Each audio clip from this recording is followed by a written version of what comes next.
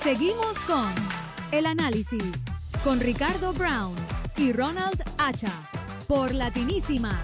Aquí hablamos todos. Gracias, una vez más estamos en El Análisis, Ricardo Brown y yo, un servidor, Ronald Acha. Tenemos ahora un tema importantísimo, inmigración. En épocas, como dice mucha gente de la administración Donald Trump, las leyes de inmigración han cambiado totalmente, pero primero, por supuesto, saludando a Ricardo. Ricardo, ¿cómo estás? ¿Qué tal, Ronald? Un placer Tenemos verte de para nuevo. eso a una invitada de lujo, usted la ha escuchado en la radio, en la televisión, Elizabeth Amarán, ya lo saben, experta en inmigración. ¿Cómo está, doctora? Un placer estar acá. Muchísimas gracias, Ronald y Ricardo. Doctora, y por antes la de invitación. empezar justamente, yo siempre, a veces como reportero analítico, siempre empiezo por espacios, ¿no? Dice, vamos a hablar de los venezolanos, vamos a hablar de los cubanos, de la I-220A. Cuéntenos un poco acerca de qué posibilidades tienen los venezolanos que tenían TPS y los venezolanos también que están en un proceso de asilo, pero usted me corrigió y me dijo algo muy importante. Hay que ver qué oportunidades tienen para tener un estatus aquí en los Estados Unidos. Sí, mira, creo que es muy importante con todos estos cambios que hemos tenido recientemente con Venezuela. Vamos a hablar específicamente de la población venezolana. Es importante que las personas se enfoquen en qué avenidas tendrán disponibles para mantener legal su estatus en los Estados Unidos. Ya sabemos que el TPS ha sido suspendido, hay una pauta, ha sido cancelado por la administración. Sin embargo, los méritos del caso continúan pendientes. Ahora, esto significa que en lo que una corte no dé una decisión final con respecto a los méritos del TPS, las personas deberán buscar alternativas legales para estar acá. Y también sabemos que muchas personas acudieron al asilo y están esperando por sus entrevistas de asilo. Yo, por ejemplo, tengo clientes desde el 2015, 2016 que todavía están esperando esos asilos afirmativos. Y muchas personas, bueno, se preguntan qué pasa, ha pasado tanto tiempo, 10 años, cómo vamos a poder demostrar nuestros casos. Muchas personas se han casado, han tenido hijos acá, sus padres también han venido acá y se han legalizado por otras avenidas. Entonces ya han formado una especie de permanencia que es imposible arrancar del día a la noche. Entonces tenemos el escenario, por ejemplo, donde estas personas los llaman a su entrevista de asilo y ya ha pasado tanto tiempo que quizás no tengan evidencia suficiente para poder, pues, fortalecer o evidenciar lo que les sucedió hace 10 años atrás. Entonces, si estas personas no cumplen con los requisitos del asilo, los van a referir a la corte y comienzan un proceso de deportación. Y en este proceso de deportación hay una nueva avenida, una nueva defensa que se llama cancelación de remoción. Entonces, muchas personas no conocen este instrumento de la ley, pero prácticamente si usted lleva más de 10 años en el país y no tiene récord criminal, solo se permite un misdemeanor, que es un delito de menor cuantía, y si esta persona tiene hijos menores o cónyuges o padres que son residentes o ciudadanos, entonces calificarían para la cancelación. Es lo que le llaman comúnmente como la ley de los 10 años. La ley de los... Ok, para que más o menos, porque a veces la gente, cuando hablamos nosotros, muy técnicos, tan bonito que habla usted, abogada, usted vino acá, tuvo TPS, aplicó un asilo político y en el asilo político le dicen no, va a la entrevista. Muchas de las entrevistas se están haciendo a través de ya sea un Zoom o de repente van y le dicen no, su proceso de asilo, porque ya pasaron 10 años, ya no sucede esa situación, le dicen no, empieza un proceso de deportación. Pero ese proceso de deportación, como nos está diciendo la doctora Amarán, hay posibilidades. Hay un proceso de levantar esa remoción. Cancelación, es una cancelación de remoción. El aspecto más importante de la cancelación, la persona tiene que demostrar que uno de sus familiares inmediatos, residentes o ciudadanos, van a sufrir una situación extraordinaria si son deportados, si son, bueno, no deportados, si tienen que acompañar a este familiar a su país de origen, en este caso Venezuela, o si la persona es deportada y no la tendrían más alrededor.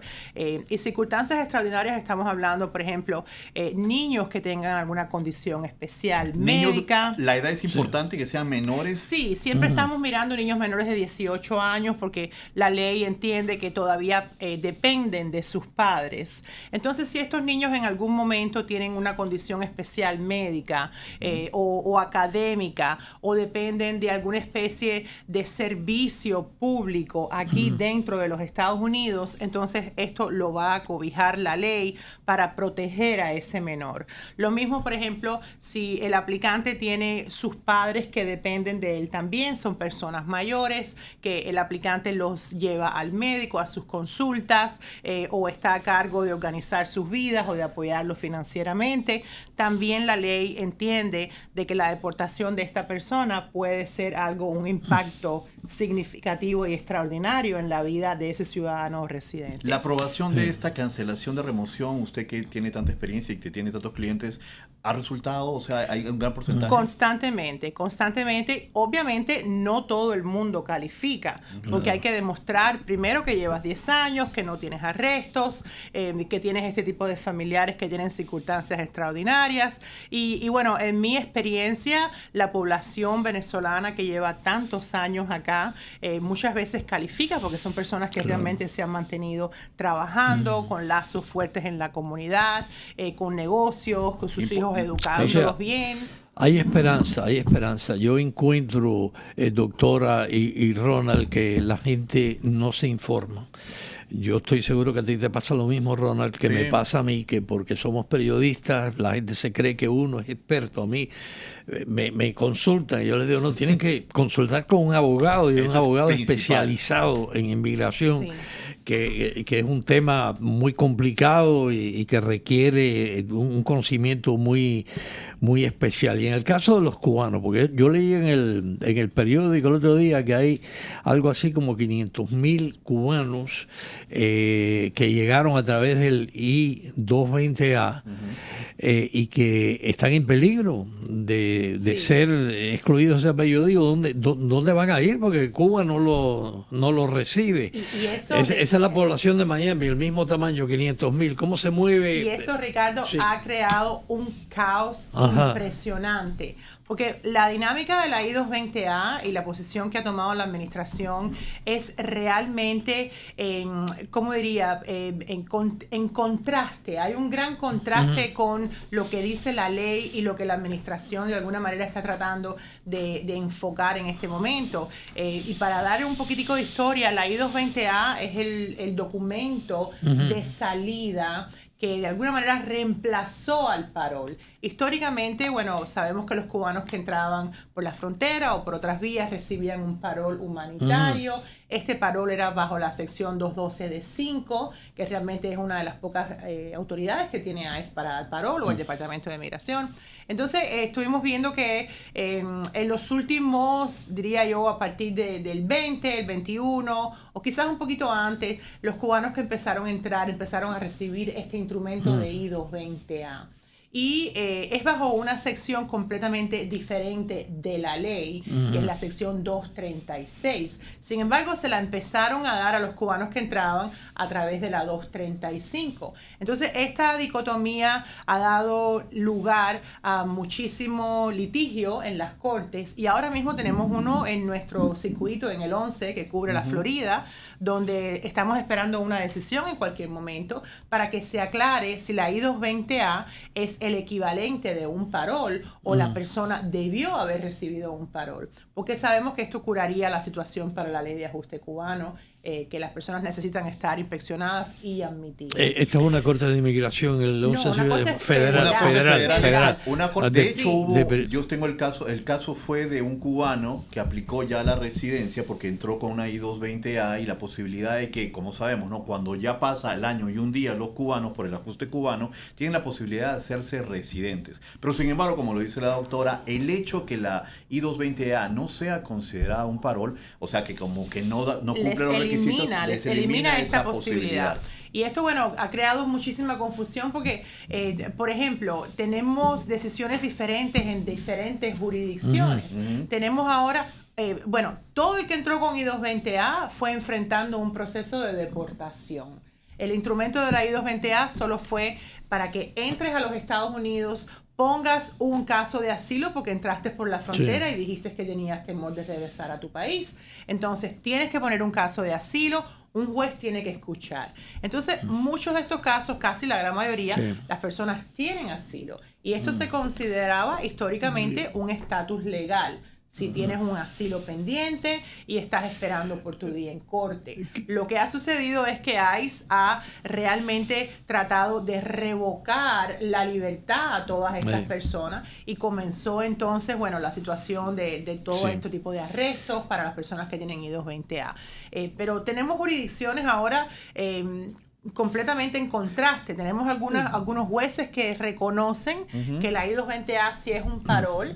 Incluso yo he tenido muchísimos casos que hemos logrado sacar a las personas de detención con residencia, con el argumento de que la I-220A es un parol. Entonces, así hemos podido sacar muchas personas. ¿Qué tipo de argumento usan los abogados para probar que una persona merece asilo? ¿Tiene que ser persecución política?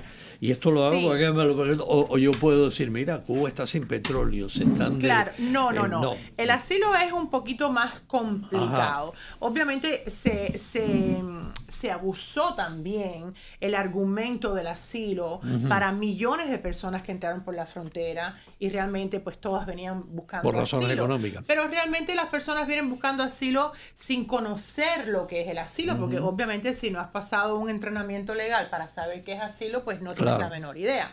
Entonces, el asilo cobija ciertas áreas de protección. Asilo, normalmente todo el mundo dice asilo político, pero razones políticas es solamente una de las razones que protege.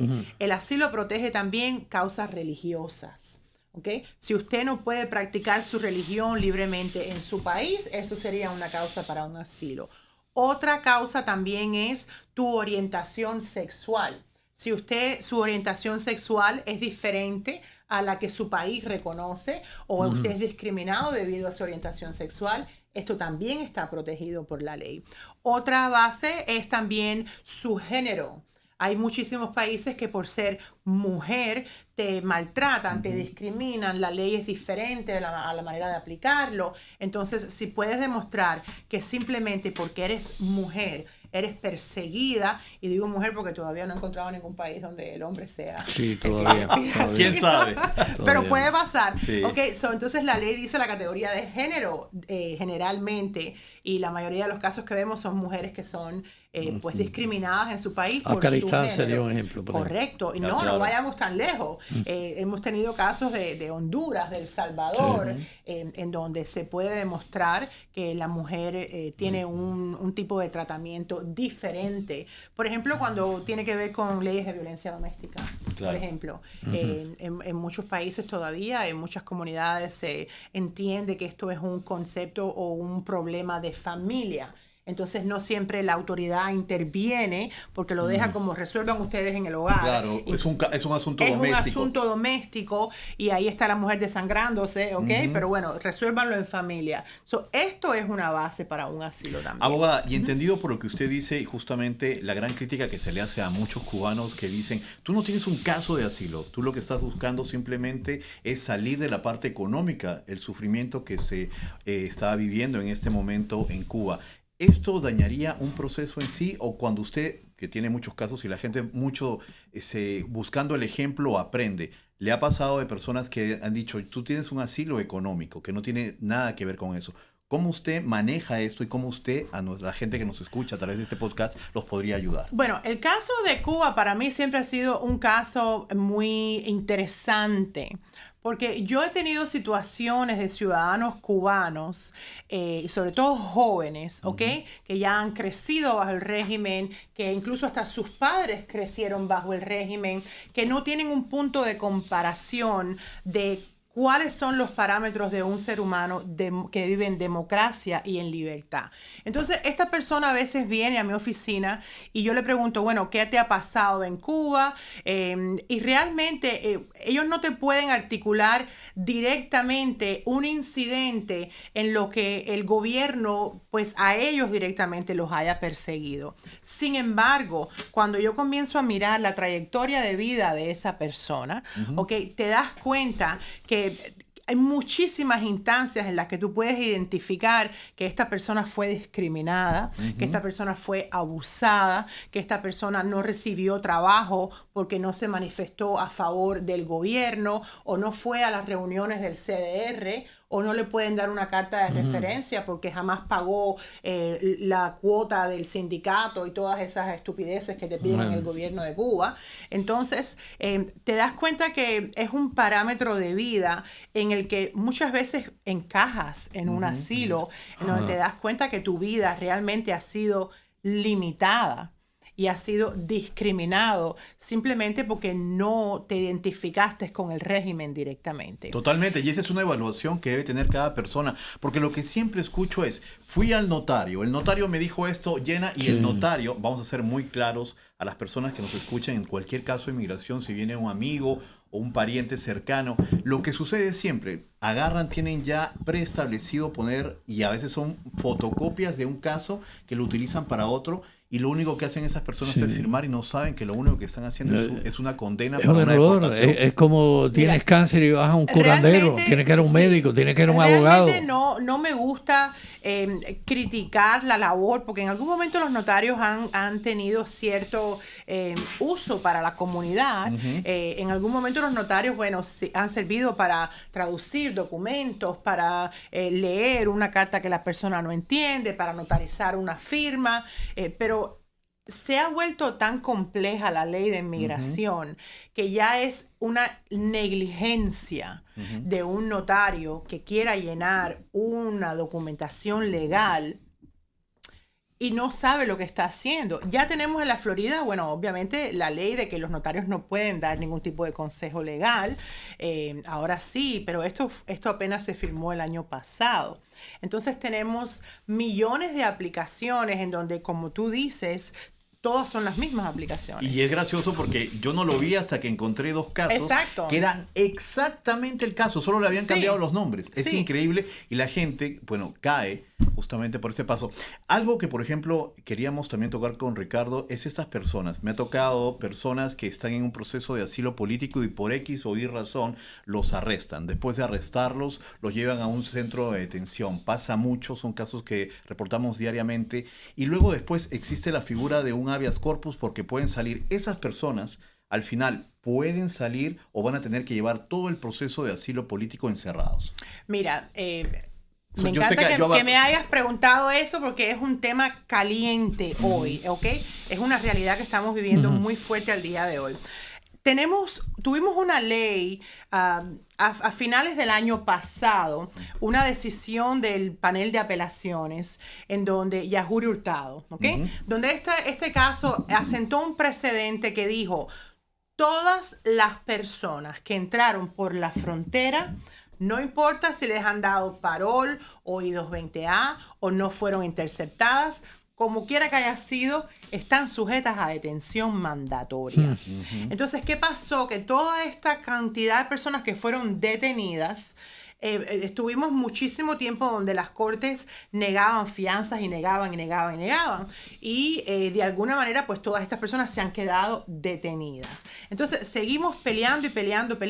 Tuvimos algunas jurisdicciones, después tuvimos otro caso de alguna manera que dijo, no es tan general, podemos aplicar, caso de Maldonado Batista, podemos aplicar fianza para ciertas categorías y algunas jurisdicciones lo aplicaron. Después tuvimos otra decisión del 5º distrito que cubre Texas, creo que cubre Luisiana y creo que cubre Mississippi también, que la Corte del Distrito dijo no, nadie sale si entró por fianza. Perdón, por la frontera.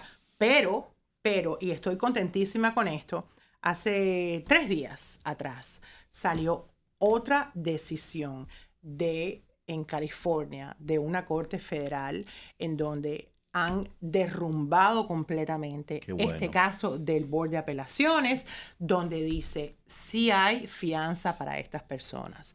Entonces, ahora esto salió hace 2-3 días. Entonces, ahora hay que ver cómo las distintas jurisdicciones lo van a aplicar. Pero lo que hemos estado haciendo los abogados que nos dedicamos a remoción y deportación y que estamos admitidos en la Corte Federal, porque no todos los abogados están admitidos en eso las Cortes Federales. Eso es muy importante porque eso sucede mucho, que llega uno, no estoy hablando mal de nadie, sino yo día a día recibo a muchos casos de personas que me dicen, hablé con tal abogado y tal abogado me remitió a otro abogado, pero ese abogado me cobró. No estamos hablando mal de nadie, sino lo que queremos es que usted tenga conocimiento de cómo llevar un pariente suyo, lo arrestan, lo llevan a un centro de detención. Hay posibilidad que salga, porque lo que sucede mucho, y disculpe que vuelva en ese tema, es que los obligan o de una manera los empiezan a presionar para que firmen su autodeportación. Firman la autodeportación y ya están para 3. Me dice, ya firmé la autodeportación hace 3 meses y tampoco no salgo. Salen. Es correcto. No. Entonces, el instrumento que hemos estado usando es el habeas corpus. ¿Okay? Y todo el mundo dice, bueno, quiero un habeas corpus. Ahora eso es como el último trend ahora. El habeas corpus, la traducción de un habeas es tienes el cuerpo. ¿Ok? ¿Por qué tienes el cuerpo? Históricamente esto es algo que surgió en Gran Bretaña. Tuvimos una historia grandísima de los reyes que en algún momento usaron los habeas para tomar prisioneros y después, bueno, se viró la situación y empezaron a pelear para que el gobierno tuviera que justificar por qué detiene a una persona. Un recurso que te da la posibilidad de no estar detenido. El habeas corpus es el pilar de un país democrático. Porque del habeas corpus surge lo que es el due process, el proceso debido. Y nosotros lo tenemos en nuestra Constitución, ¿ok? Y tenemos nuestra Constitución que dice ninguna persona podrá ser privada de su libertad, ¿ok? Sin un debido proceso. Entonces, el habeas va mano a mano con la ley que obviamente le permite a los gobiernos detener a una persona, porque si eres criminal, si cometes un crimen, inmigración también tiene derecho a detener personas en ciertas circunstancias. Yo tengo una preocupación, porque yo recuerdo una audiencia de la secretaria de Seguridad Nacional, Homeland Security, y le pidieron que ella diera una explicación del habeas corpus, y no fue correcta. No, y eso estos funcionarios que llevan a cabo las detenciones, ¿cree usted que tiene el suficiente conocimiento claro que no lo de los derechos que tiene cualquier persona? Y si lo tienen, Ricardo, lo ignoran a favor de simplemente seguir una directiva. Que es deportar. Una cuota. Y una cuota de 3,000 al día. Exacto. No parece como que saben lo que están haciendo, pero si lo saben, lo están ignorando. Sea que si hay disculpa, Ricardo. O sea, si hay posibilidad que una vez que estas personas, mediante lo que nos está diciendo, este proceso de habeas corpus, puedan salir, puedan decir que no tengan, porque lo que he llegado, una persona me dice, mi esposo decidió irse, nos estamos yendo, yo soy ciudadana americana y todo lo demás, porque lo que le han dicho es que va a permanecer todo su proceso de asilo político hasta que esté metido. La función del oficial es decirte precisamente eso. La función del oficial de ICE es decirte eso. Cuando enfrentas una corte, el juez, que supuestamente es una figura neutral, hoy en día no lo es. Porque los jueces están trabajando bajo una gran presión, ¿ok?, de la rama ejecutiva, de que simplemente tienen que dar órdenes de esta manera. ¿Ok? Y obviamente el fiscal también está ahí, que también representa. Entonces, como yo digo, presentarse a la corte hoy en día sin un abogado es como estar peleando con 2 contrarios y un espía. Es más o menos así, porque no hay nadie ahí. Creo que eso le dicen pelea de mono amarrado cuando no suelta. Con el mono amarrado. Es así. No tienes para dónde coger, porque nadie va a hablar por ti. Pero el habeas sí funciona. Perfecto. Lo único que hace el habeas, acuérdate, es revisar la autoridad del juez de inmigración para darte fianza. Doctora, ¿por qué no comparte con nosotros su teléfono, el teléfono del bufete? Claro, con mucho gusto. Mi número, tenemos una línea de WhatsApp que es para nuestros clientes 24 horas, 7 días a la semana. Nos pueden escribir siempre, dejar sus mensajes. Usualmente no llaman porque, bueno, no está todo el tiempo uno disponible para responder, pero sí pueden mandar mensajes al 786-858-4661, 786-858-4661, y bueno, le vamos a siempre devolver las llamadas y hacer una consulta para lo que podamos ayudar. Importantísimo para las personas que están viviendo esta etapa de procesos. A veces, por ejemplo, se suspendió, estaba con TPS, asilo político, y luego ya me había casado y tenía la posibilidad de que ya podría conseguir mi residencia permanente, pero por haber estado en esos estatus estoy en suspenso. Sí. ¿Qué puede hacer una persona en este caso? Sí, para una persona que está enfrentando un proceso de remoción y se casó en medio de ese proceso, tienes que poner una petición familiar, mas no puedes poner residencia a la misma vez. Entonces, cuando pones la petición familiar, tienes que aclarar y pedir permiso para que el Departamento de Migración te reconozca que tu matrimonio es genuino. Porque si te casas bajo un proceso de remoción, automáticamente la ley asume que te estás casando por los papeles. Entiendo. Entonces, es un proceso diferente, parcializado. Si no estás en deportación y fuiste inspeccionado, sí puedes poner petición con residencia a la misma vez. Pero si estás en un proceso de deportación, no puedes hacer esto. Tienes que estructurarlo.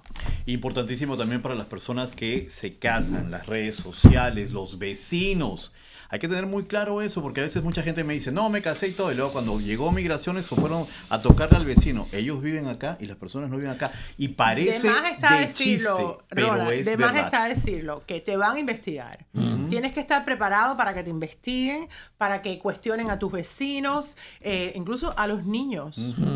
Esto antes, los niños eran intocables en las peticiones familiares y ahora estamos viendo que los llaman a la entrevista también y les hacen preguntas a los niños a ver si es verdad que el novio o el marido vive en la casa, que de qué color es el carro y cuándo fue que te llevó a la escuela. Esto es importantísimo. Doctora, de verdad, el tiempo es corto, pero agradecido porque lo que me había dicho Ricardo es poco. Usted es una lumbrera realmente en lo que viene a ser migraciones. Algo, Ricardo, que te gustaría añadir porque tenemos exactamente... No, que la llame, que consulte con un abogado. Estamos viviendo tiempos, por lo menos durante toda mi vida, he estado en este país, inéditos para mí, con el tema de inmigración y hay que asesorarse con un abogado especializado en inmigración.